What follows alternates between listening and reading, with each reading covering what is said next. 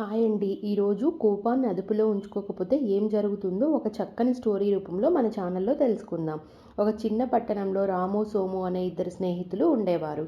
వాళ్ళిద్దరూ చిన్నప్పటి నుండి మంచి స్నేహితులు. ఇద్దరూ కలిసి చదువుకున్నారు. వీళ్ళిద్దరిలో రాముకి చిన్న చిన్న విషయాలకే చాలా కోపం వచ్చేది. ఆ కోపాన్ని అదుపులో ఉంచుకోకుండా అందరి మీద చూపిస్తాడు. తనకిష్టం లేని వంట తయారు చేసినా, తను టీవీ చూస్తున్నప్పుడు సడన్గా పవర్ పోయినా, ఇలాంటి చిన్న విషయాలకు కూడా కోపం తెచ్చుకునేవాడు. ఒకరోజు సరదాగా ఫ్రెండ్స్ అంతా క్రికెట్ ఆడుతున్నప్పుడు ఒకతను క్యాచ్ మిస్ చేసినందుకు అతన్ని సీరియస్గా కొడతాడు. తన కోపాన్ని నియంత్రించుకోమని సోము, ఇంట్లో వాళ్ళు చాలాసార్లు సలహాలిచ్చేవారు.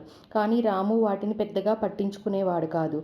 ఒకరోజు తన అభిమాన నటుడి సినిమా చూసేందుకు థియేటర్కి వెళ్తూ ఉన్నాడు. అతనికి అప్పటికే ఆలస్యం అయిందని హడావుడిగా వెళ్తూ ఉన్నాడు. బైక్ని చాలా వేగంగా నడుపుతూ ఉంటాడు. అకస్మాత్తుగా ఎదురుగా వస్తున్న బైక్ ఢీకొనడంతో భారీ ప్రమాదం జరుగుతుంది.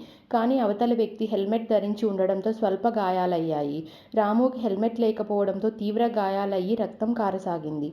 ఆ రక్తాన్ని చూసిన రాముకి చాలా కోపం వచ్చి అతనిని ఛాతీపైన గట్టిగా బలంగా గుద్దుతాడు. అంతే, ఆ వ్యక్తి వెంటనే కింద పడిపోతాడు.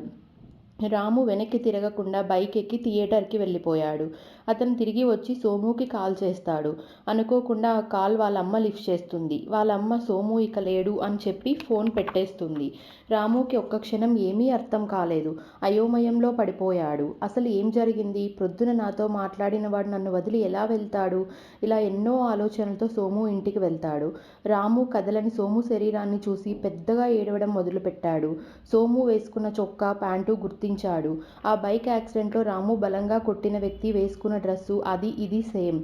అతని విపరీతమైన కోపం తన చిన్నప్పటి నుంచి కలిసి ఉన్న ఎంతో ఇష్టమైన స్నేహితుని దూరం చేసుకునేలా చేశాయని అతను గ్రహించాడు.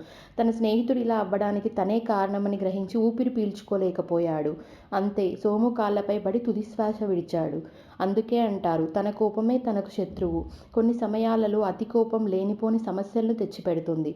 కోపాన్ని అదుపులో ఉంచుకుంటే అన్ని సమస్యలకు పరిష్కారం దొరుకుతుంది. మా స్టోరీ మీకు నచ్చిందనే అనుకుంటున్నాను. నచ్చితే తప్పకుండా లైక్ చేయండి. మీ ఫ్రెండ్స్ అండ్ రిలేటివ్స్కి షేర్ చేయండి. Thanks for watching. Please subscribe my channel.